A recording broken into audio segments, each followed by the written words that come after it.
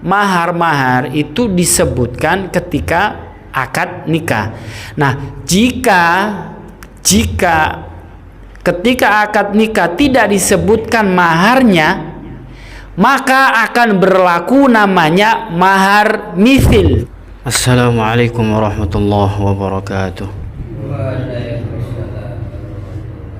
Bismillahirrahmanirrahim. Alhamdulillahi rabbil alamin. Assalatu wassalamu ala asyrafil anbiya'i wal mursalin, nabiyyina Muhammadin sallallahu alaihi wasallam, khatamin nabiyyin wa ala alihi wa sahbihi ajma'in. Amma ba'd. Rabbi shrah li sadri wa yassir li amri wa hlul 'uqdatam min lisani yafqahu qawli. Rabbi zidni ilma warzuqni fahma. Allahumma anfa'na bima 'allamtana wa 'allimna ma yanfa'una warzuqna ilman yanfa'una. Allahumma rzuqna fahman nabiyyin wa hifdzal mursalin wa ilhamal malaikatil muqarrabin bi rahmatika ya arhamar rahimin. Amin. Alhamdulillah, puji syukur kepada Allah Subhanahu wa taala atas segala nikmat yang telah diberikan, yang telah dilimpahkan untuk kita semua, sehingga pada saat ini, pada detik ini kita bisa hadir di majelis ilmu, majelis yang mulia, majelis yang dibanggakan oleh Rasulullah SAW dalam keadaan sehat wal afiat. Alhamdulillah, kita masih dalam suasana kemerdekaan ya. Alhamdulillah, kita sudah merdeka berapa tahun? 79 tahun ya. Sudah tua ya. Umur kita itu kalau sudah 70 tahun ya sudah kayak kakek ya. Alhamdulillah, dalam undang-undang dasar negara kita disebutkan kemerdekaan itu ialah hak semua bangsa ya, hak semua bangsa itu hak. Dan alhamdulillah juga para pendiri negara kita ini memberikan dasar ya, bahwa kemerdekaan kita itu atas berkat rahmat Allah Subhanahu wa taala. Kok bisa begitu? Iya, ada negara seperti Palestina ya, tiap hari bahkan sudah berpuluh-puluh tahun berjuang melawan Zionis Israel, sampai sekarang juga masih belum merdeka, dan pembantaian masih terus berlanjut.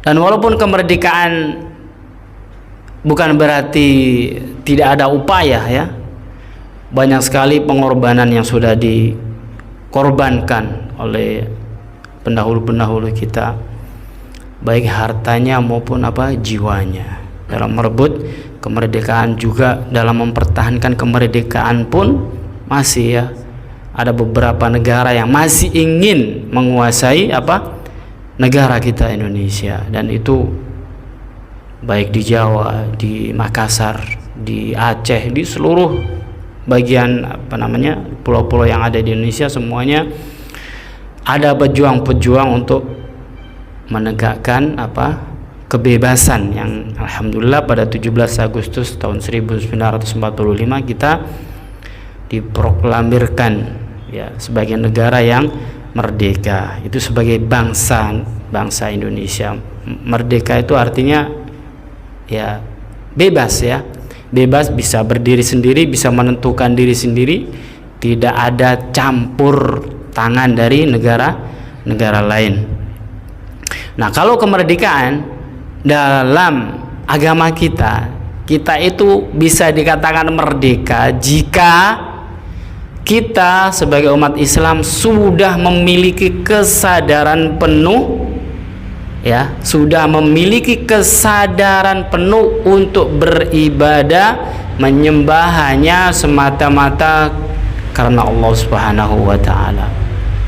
Itu bisa dikatakan merdeka benar-benar ya. Kalau beribadahnya masih atas tujuan yang lain ya, biar di alam orang, biar di alam tetangga, biar dilihat orang itu kelihatan baik gitu ya, itu masih belum merdeka sejatinya ya. Jadi kita bisa dikatakan merdeka jika kita beribadah menyembah hanya kepada Allah Subhanahu wa taala saja, dan itu dengan kesadaran penuh. Ya begitu. Mana Pak Haji Sahlan ini, pejuang kita ini, Pak Haji Sahlan. Baik, akan kita lanjutkan ya kajian kita masih tentang mahar ya, tentang mahar. Kemarin itu kita sudah membahas besaran, kisaran ya, ukuran mahar, kemudian apa saja yang bisa dijadikan mahar, kemudian mahar itu haknya siapa, kita sudah bahas. Kemudian juga Nabi kita Muhammad SAW ketika beliau menikah, juga ketika menikahkan putri-putrinya, kita sudah jelaskan semua ya. Mahar itu boleh nggak dicicil gitu. Nah, ternyata ada babnya ya, ada keterangan di sini. Ta'jilul mahri wa ta'jiluhu. Pakai ain. Ta'jil, kalau ta'jil pakai ain itu mempercepat.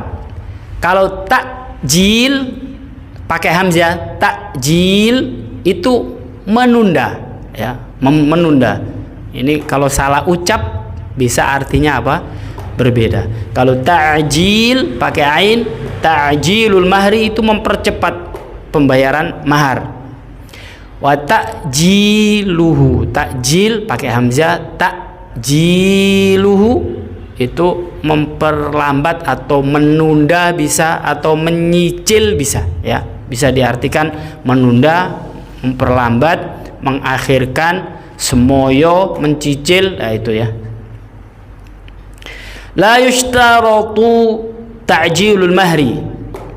Kalau untuk membayar mahar atau mas kawin itu dengan cepat, nah itu nggak ada syarat apapun, boleh gitu ya, boleh ya. Misalkan mau nikah ya, tanggal berapa misalkan, tanggal 20 Agustus misalkan, maharnya dikasih dulu, dicepetin maharnya, boleh ya, boleh saja. Bal yasihu bahkan yasihu sah ta'jiluhu kulluhu qabla dukhuli. Bahkan sah ya, mempercepat mahar kulluhu semuanya qabla dukhuli, sebelum berhubungan berhubungan biologis. Sebelum itu ya, apa itu bahasa kita sekarang? Indahoy, sebelum indahoy. Boleh ya. Wa yasihu dan sah ta'jiluhu pakai hamzah, menundanya, menyicilnya, semoyo gitu ya, menyemayani. Kulluhu semuanya. Enak ya. Ternyata mahar itu boleh dibayar full di depan, boleh juga istilahnya ya ngutang. Tapi ini belum lengkap kalimatnya ya. Au ta'jilu ba'dihi ila ma ba'da dukhuli, atau menunda, nyicil lah bahasanya ya, atau ngutang sebagiannya ya. Kredit ya bahasanya. Ternyata mahar itu bisa dikredit. Ini pas ini bahasanya kredit ya. Bisa dikredit ila ma ba'da dukhuli, walaupun setelah setelah berhubungan biologis. Walakin, nah ini walakin, akan tetapi yushtaratu disyaratkan ayyakunal ajalu muhaddadan. Kalau mencicil, kalau menunda itu harus ditentukan waktunya. Jadi saya ulang lagi, mahar boleh bayar duluan, boleh, sah-sah saja. Boleh juga dicicil gitu ya. Boleh juga dicicil. Tapi kalau dicicil harus ditentukan kapan lunasnya. Sampai kapan nih gitu. Ya, boleh. Ya, seperti itu boleh ya. Wadzalika li'annal mahra, dan yang demikian itu li'annal mahra, karena sesungguhnya mas kawin atau mahar milku zauja, itu punya istri. Terserah istrinya dah gitu ya. Istrinya itu kalau mau dicicil ya boleh, kalau nggak mau dicicil ya nggak harus, itu harus dibayar ya kalau dia nggak mau dicicil ya. Falahal haqqu, maka baginya, bagi sang istri itu hak fi ta'jilin wa ta'jilin, baik dia punya hak baik untuk menyegerakan atau apa, mengakhirkan, menyicil, semoyo dan sebagainya. Masya'at minhu, sebagaimana dia inginkan dari mahar tersebut. Wa idza kana al-mahru mu'ajjalan, ini tambahan keterangan, kalau mahar itu dibayar cepat-cepat gitu ya, duluan, kana li zaujatil haqqu fi habsi nafsiha an zawjiha hatta taqbidha mu'ajjala mahriha. Kalau maharnya itu dibayar cepat-cepat, maka bagi sang istri itu dia punya hak untuk menahan dirinya untuk tidak berhubungan, tidak mau berhubungan dulu dengan suaminya sampai dia menerima maharnya. Amma idza kana al-mahru muajjalan, adapun jika sang istri itu mau dibayar dengan mencicil atau apa tadi itu, kredit gitu ya, fala haqqa laha fi habsi nafsiha an zawjiha, maka tidak ada hak bagi sang istri itu untuk menolak, menahan dirinya berhubungan intim dengan suaminya. Kenapa begitu? Li'annaha radiyat, karena sesungguhnya dia, sang istri tadi itu sudah rela bitajili, dengan pembayaran apa? Dicicil. Fasaqata haqquha, maka haknya itu sudah gugur fi habsi nafsiha, untuk mencegah dirinya. Jadi kalau ada seorang suami ya membayar maharnya itu dengan cara menyicil dan itu sudah disetujui oleh istrinya, maka seandainya sang suami mau ngajak berhubungan biologis, maka sang istri tidak ada hak untuk kamu bayarnya masih cicil kok, belum lunas kok, itu aku nggak mau ngelayanin kamu gitu.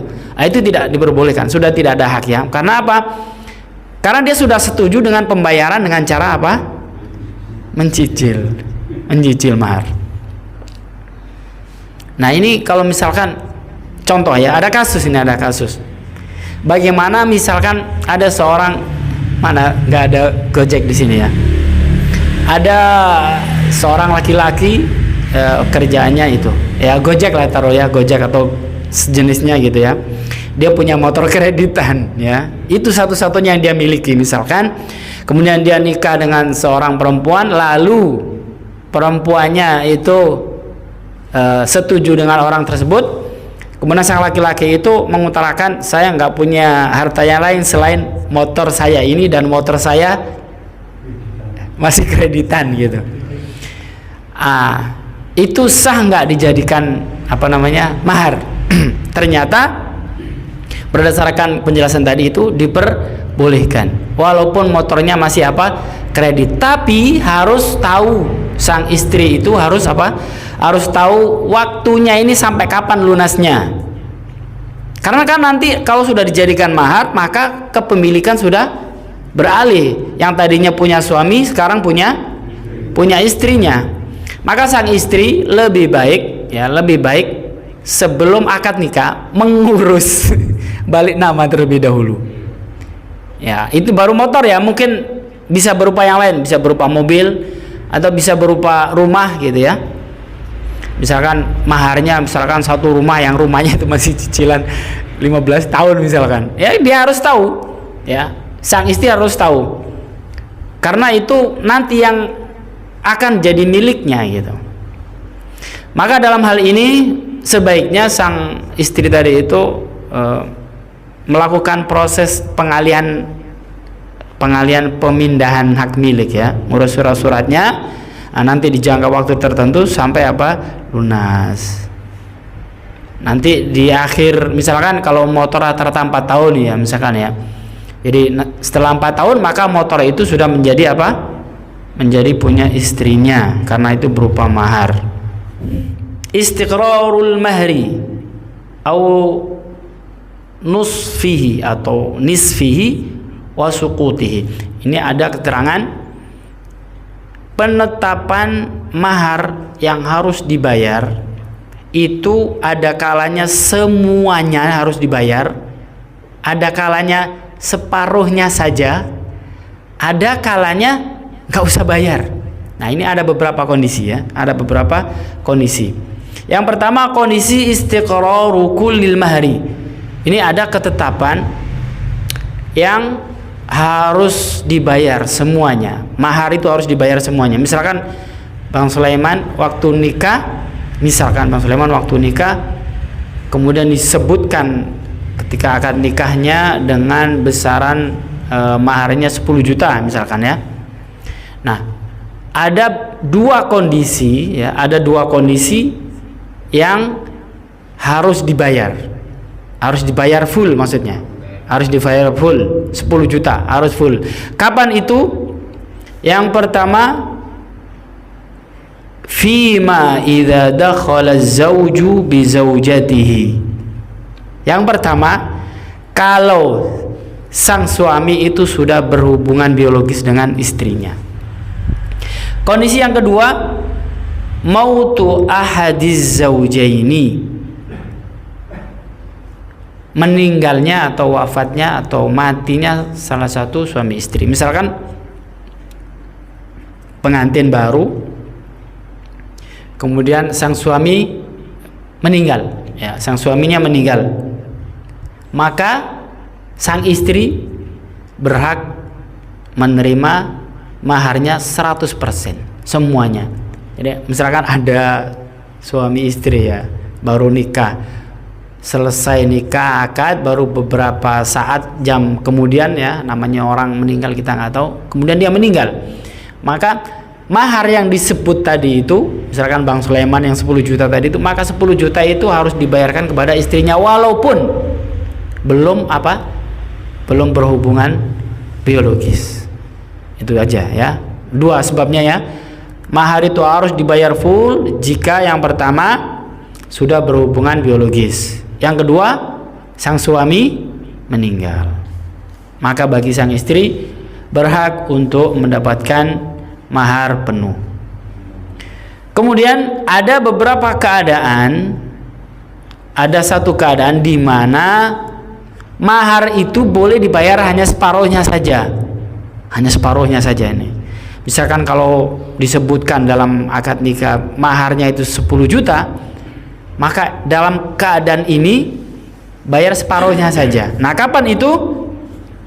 Wa yastaqirru 'ala zawji nisfu mahri zawjatihi fi halatin wahidatin.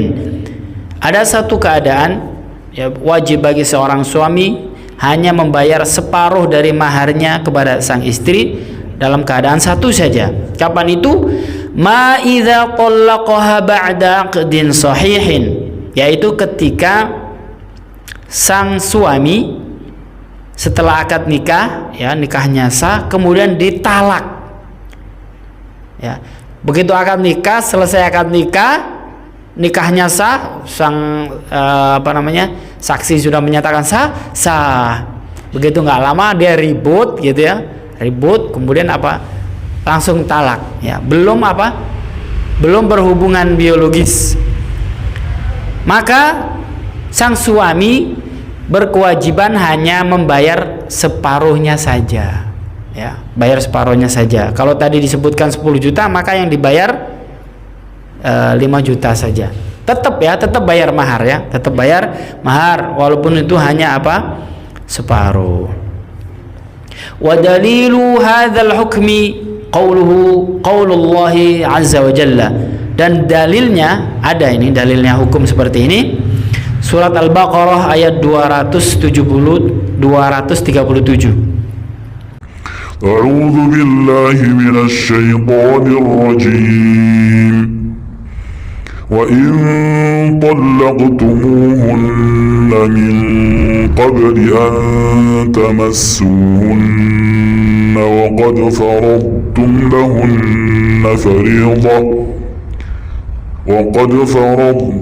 لهن فريضة فنصف ما فرضتم. Nah itu ayatnya, ayat 237 surat Al-Baqarah. Wa in talaqtumuhunna min qabli an tamassuhunna, dan jika kamu menalak istri-istrimu sebelum kamu berhubungan biologis, antamassuhunna itu maksudnya hubungan biologis, wa qad faradtum lahunna, dan kamu sudah menyebutkan lahunna fariidhah, menyebutkan maharnya, fanisfu ma faradtum. Nisfu itu separuh ya. Fanisfu ma faradtum, maka atas kalian, wajib atas kalian, nisfu ma faradtum, separuh dari mahar yang kalian sebutkan. Ini surat Al-Baqarah ayat 237 menyebutkan seperti itu. Bayarnya separuh aja. Kok bisa begitu? Kan belum ngapa-ngapain gitu kan. Kenapa harus dibayar juga? Ya karena kan sudah akad nikah. Bagaimanapun juga sang perempuan tadi itu sudah apa? Sudah statusnya menjadi apa? Menjadi janda. Kan sudah ditalak gitu ya. Kan statusnya berbeda. Tadinya sudah tadinya perawan, begitu sudah nikah walaupun belum dijama kemudian ditalak, nah, otomatis dia sekarang sudah menjadi janda sekalipun dia belum belum berhubungan biologis. Itu janda anyar itu. Janda apa itu? Janda kembang. Itu belum kesentuh itu ya, janda tapi perawan itu ya. Statusnya janda tapi masih perawan. Kondisi yang ketiga, suqutul mahri kullihi. Ada kondisi yang ketiga, mahar itu bisa gugur, nggak perlu bayar mahar. Nggak perlu bayar mahar. Loh, kok bisa seperti itu? Bagaimana kondisinya? Wa yasqutu, dan gugur al-mahru, mahar atau mas kawin, kulluhu, semuanya ya, nggak usah dibayar semuanya, separuh juga enggak. Aniz zauji, dari seorang laki-laki, idza faraqatiz zaujatu zaujaha qabla dukhuli biha, ketika sang istri memisahkan diri dari suaminya sebelum mereka berhubungan biologis. Jadi habis nikah lalu sang istri memisahkan diri ya, nggak mau gitu ya. Nanti ada beberapa kondisi.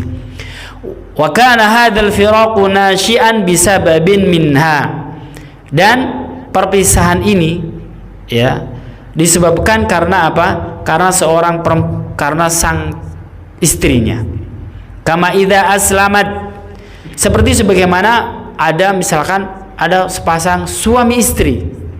Ini agamanya Nasoro. Yang laki Nasoro, yang perempuan Nasoro. Mereka menikah. Lalu sang istri masuk Islam. Nah, otomatis apa? Otomatis perkawinannya apa? Batal. Maka sang pengantin wanita tadi itu tidak berhak menerima mahar, dan sang suami tidak ada kewajiban untuk bayar mahar. Itu kondisinya. Fanfasakhon nikahu, maka dari kejadian seperti itu nikah itu bisa bisa rusak. Au irtaddat, atau misalkan ada seorang laki-lakinya Islam, perempuannya Islam, melakukan akad nikah. Setelah akad nikah sah dengan mahar sekian, ternyata setelah beberapa jam kemudian dia murtad sang perempuannya. Maka bagi sang laki-laki, bagi yang suami, tidak wajib membayar mahar sedikit pun ya. Tidak wajib untuk membayar mahar karena istrinya tadi itu murtad. Au fasakhatin nikahu li'aibin fi zauji, atau sang istri itu minta cerai ya, ke pengadilan, fasakh namanya ya. Fasakh disebabkan karena apa? Karena sang suaminya itu ada cacatnya. Ada cacatnya. Misalkan waktu sebelum akad nikah kelihatan gagah gitu ya. Begitu pas akad nikah, pas malam pertama ternyata manunya, burungnya itu nggak bisa berdiri misalkan ya. Intinya kelelakiannya itu nggak normal gitu. Maka sang istri boleh ya untuk mengajukan fasakh kepada pengadilan, sehingga nanti perkawinannya bisa rusak ya, bisa rusak.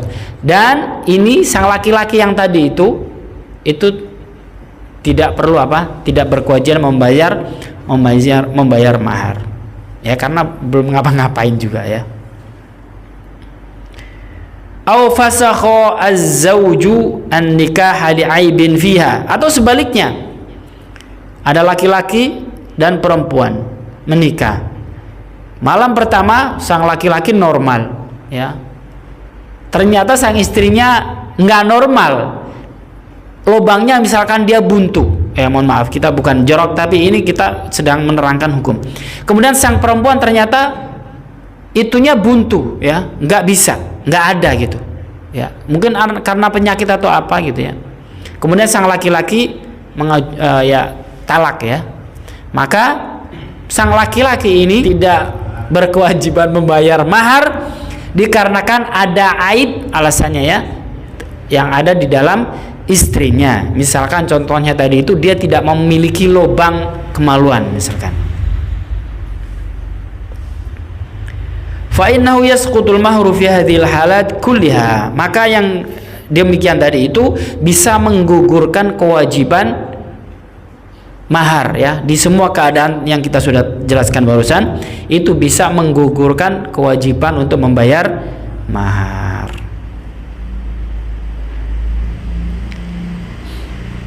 Ada yang belum jelas barangkali ada yang ditanyakan? Nggak ada. Masalah utang memang harus ditentukan waktunya ya. Jadi tidak bisa kalimatnya begini.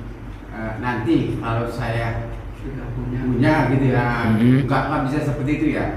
Baik.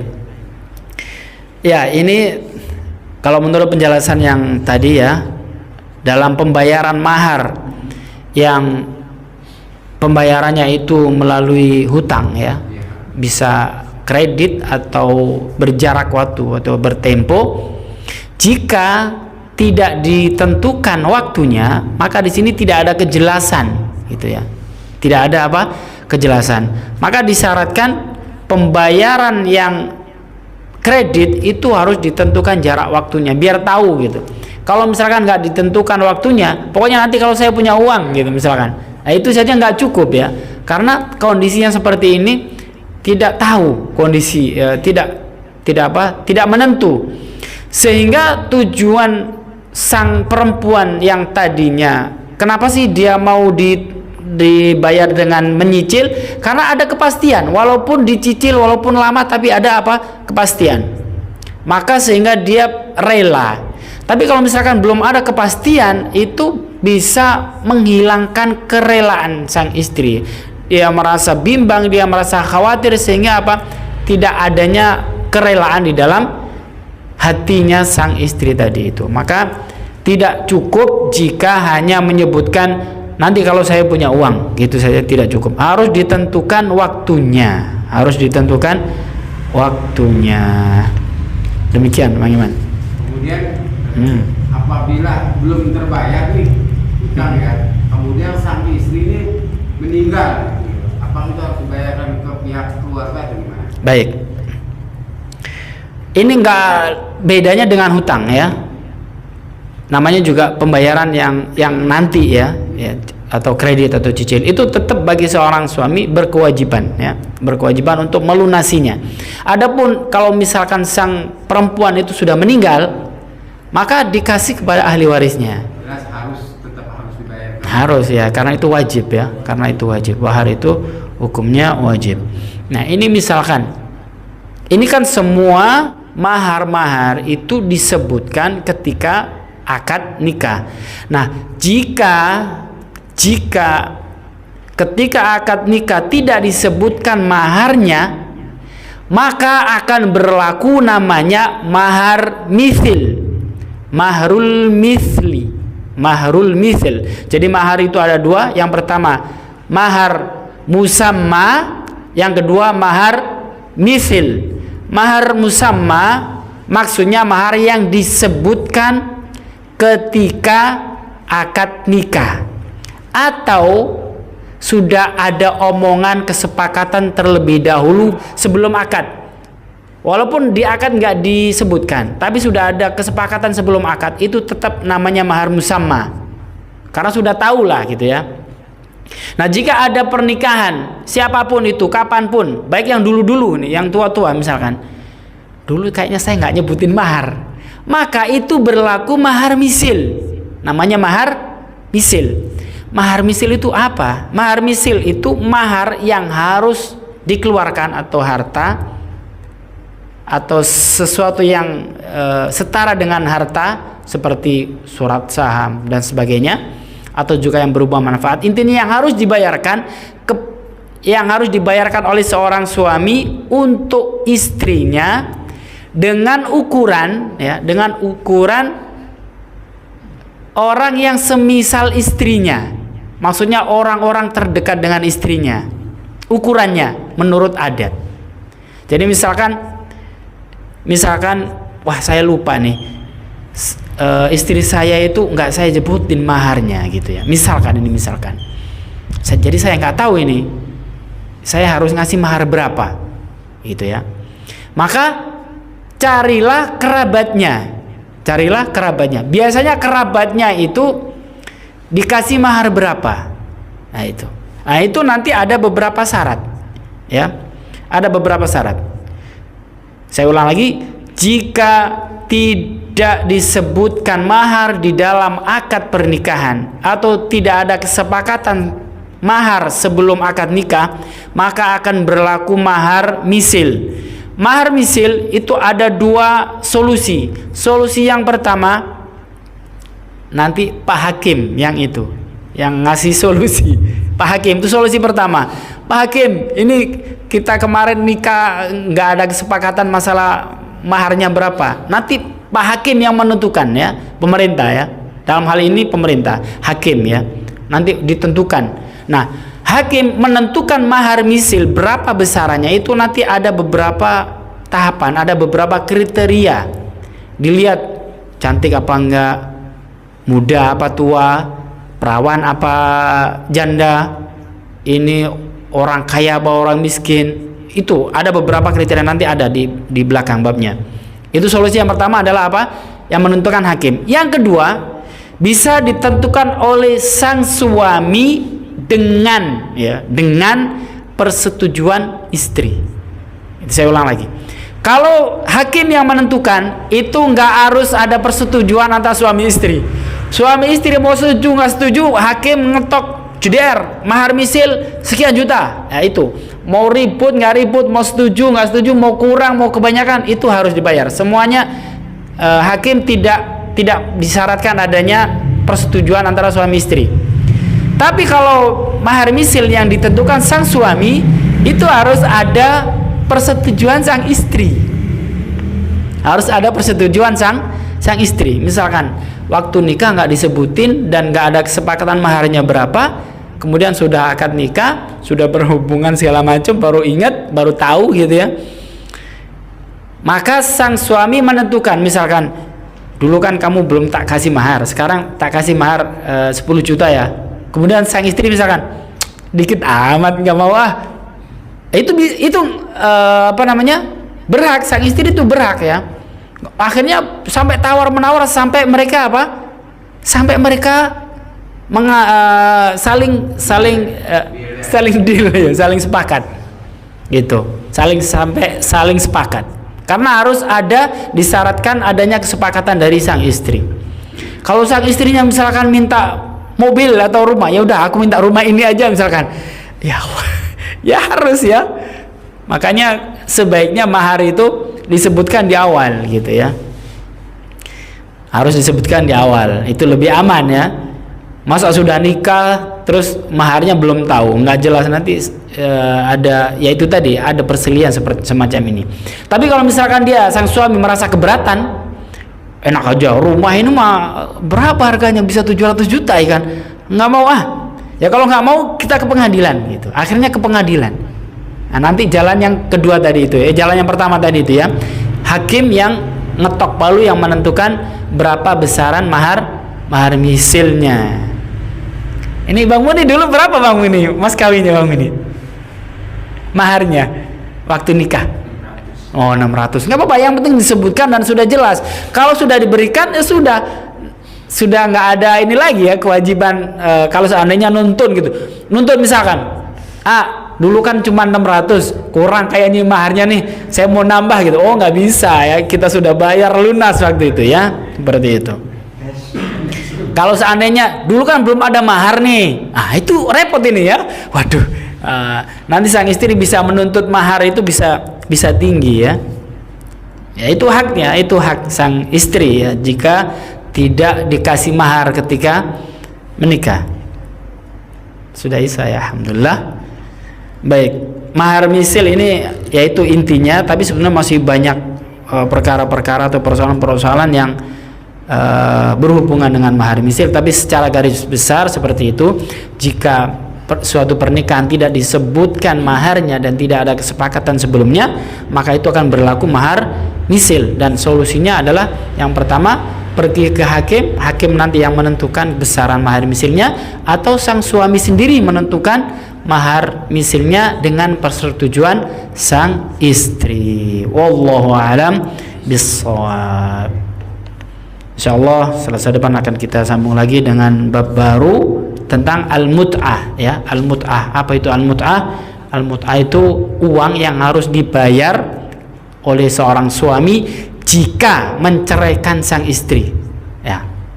Itu seperti apa nanti insyaallah selesai depan. Mudah-mudahan kita semua diberikan umur panjang oleh Allah Subhanahu wa taala, diberikan kemudahan segala urusan kita, dan semua keluarga kita, diri kita, anak-anak kita, tetangga kita, masyarakat yang semua dijaga oleh Allah Subhanahu wa taala. Amin Allahumma amin. Wa'fu anna ya karim waghfir lana ya rahim ya arhamar rahimin, warhamna bi rahmatikal wasi'ah.